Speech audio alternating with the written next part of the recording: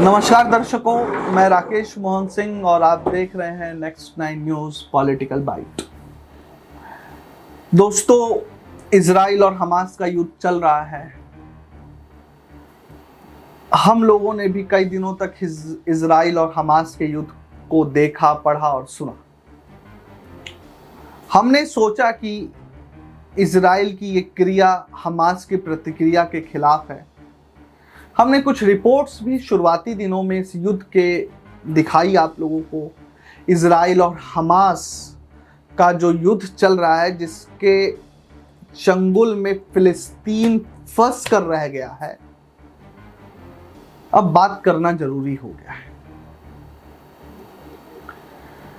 Israel ने जो हमला हमास पर किया था, क्योंकि हमास ने पहला हवाई हमला इजराइल में किया, वो भी उस दिन जिस दिन यहूदी धर्म मानने वाले इजराइल में सार्वजनिक अवकाश होता है। लोग अपने परिवारजनों, सगे संबंधियों या दोस्तों के साथ समय बिता रहे थे, हंसी खेल के माहौल में थे। उस समय जब हमास ने हमला किया इजराइल पर, तो पूरा देश एकजुट होकर इजराइल के साथ खड़ा था और हमास की लगातार निंदा कर रहा था।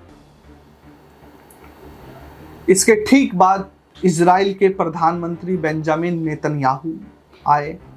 उन्होंने एक वॉर, युद्ध की घोषणा कर दी।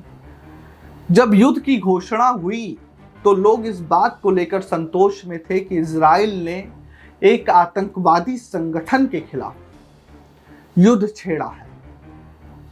लेकिन आज 37 दिन से ऊपर का समय बीत गया, युद्ध निरंतर चल रहा है। इस 37 दिनों के पूरे खंड में, एक छोटे से कालखंड में, एक बहुत बड़ा परिवर्तन हुआ दोस्तों। परिवर्तन यह हुआ कि कुछ दिनों तक जो देश या दुनिया एकजुट होकर इजराइल के साथ खड़ी थी, अब वह कहीं ना कहीं फिलिस्तीन की तरफ शिफ्ट हो गई है। कारण यह है कि इजराइल अब जो कर रहा है वो एक एजेंडा के तहत कर रहा है। इजराइल को अपने आधुनिक हथियारों पर बहुत अधिक गुमान है, लेकिन क्या हथियारों के दम पर,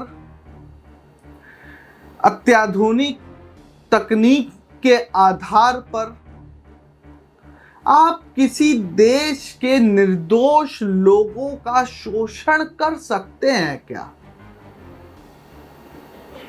कोई भी सभ्य समाज, एक मैच्योर जो डेमोक्रेसी, एक व्यापक सोच का व्यक्ति या राष्ट्राध्यक्ष इस बात को कभी भी नहीं अपनाएगा।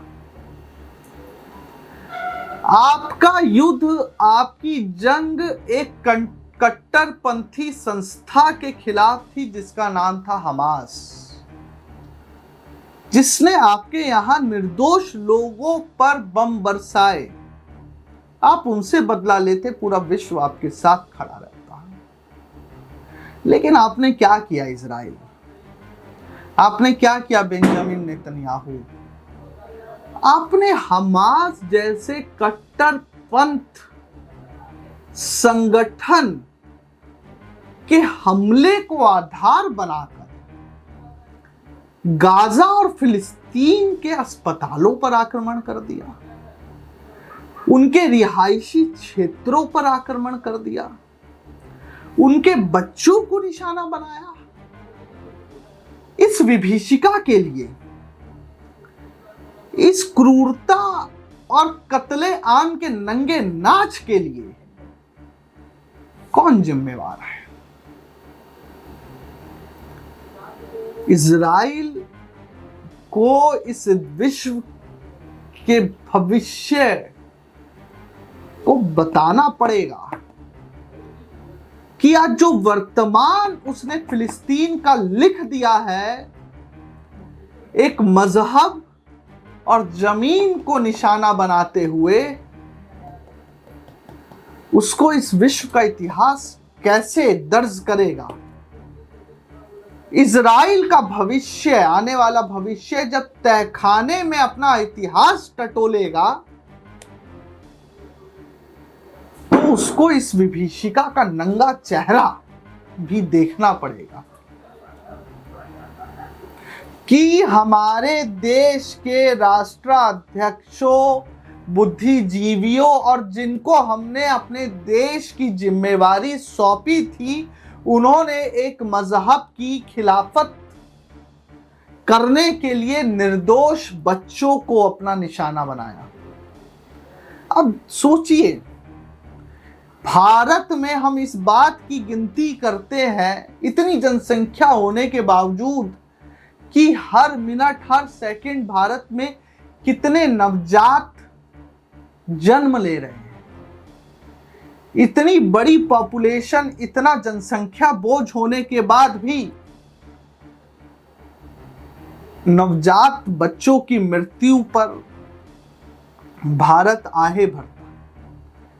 लेकिन इजराइल ने क्रूरता और कत्ले आम का ऐसा घिनौना दृश्य दिखाया कि कई रिपोर्ट्स में यह दावा किया गया कि वहां पे हर 10 मिनट में एक मां की कोख सूनी हो रही है। इजराइल ने एक मजहब और जमीन पर कब्जा करने के लिए हथियारों का और उनके प्रयोग का ऐसा तांडव किया कि बच्चे यतीम होने लगे, औरतें बेवा होने लगी, लोग बेघर होने लगे। इजराइल क्या है, इस बात का जवाब कभी दे पाएगा वैश्विक संगठनों को? कभी नहीं दे पाएगा। इजराइल को यह समझने की जरूरत थी कि उनके एजेंडा और प्रोपेगेंडा की चपेट में कई मासूम भी आने वाले। आज हालत यह है कि विश्व भर के मुल्क इजराइल के खिलाफ और फिलिस्तीन के पक्ष में खड़े हैं। आप अपनी स्क्रीन पर यह चित्रण लगातार देख रहे होंगे। पेरिस, कनाडा, लंदन, अमेरिका जो इजराइल को कूटनीतिक सहयोग दे रहा था, वहां भी अब इजराइल के खिलाफ प्रदर्शन होने लगे हैं। अब मुस्लिम देशों तक ये बात सिमट कर नहीं रह गई। इजराइल को ये समझने की जरूरत है। जकार्ता, इंडोनेशिया, बार्सिलोना, हर जगह इजराइल के इस विभीषिका, इजराइल के इस तांडव की थू-थू हो रही है। इजराइल अब हारता जा रहा है वैश्विक स्तर पर, मनोवैज्ञानिक स्तर पर। और इजराइल को यह नहीं भूलना चाहिए कि आप जिस भी देश में नस्लों को बर्बाद करेंगे, और कोई भी देश हो जो नस्लों को बर्बाद करेगा, उस जमीन पर और अधिक मजबूत नस्लें पैदा होंगी। और इतिहास उठा के देखे इजराइल विश्व भर का। लेकिन आज जो इजराइल कर रहा है, इजराइल का आने वाला भविष्य जब तहखाने में जाकर अपने इजराइल का इतिहास खोलेगा तो वह शर्मा जाएगा। इजराइल को जरूरत है कि हमास से लड़े, वहां के निर्दोष लोगों से ना लड़े और अपनी विस्तारवादी सोच को खत्म करे। नहीं तो वैश्विक स्तर पर इजराइल अकेला रह जाएगा। और इजराइल को इस बात का गुमान नहीं करना चाहिए कि वह पूरे विश्व से अकेला लड़ लेगा। अब देखना है कि इजराइल किस तरीके से इस युद्ध से बाहर निकलता है या मौत का और तांडव दिखाता है। इस रिपोर्ट में इतना ही। देश और दुनिया की तमाम खबरों के लिए देखते रहिए next time news political bite. धन्यवाद।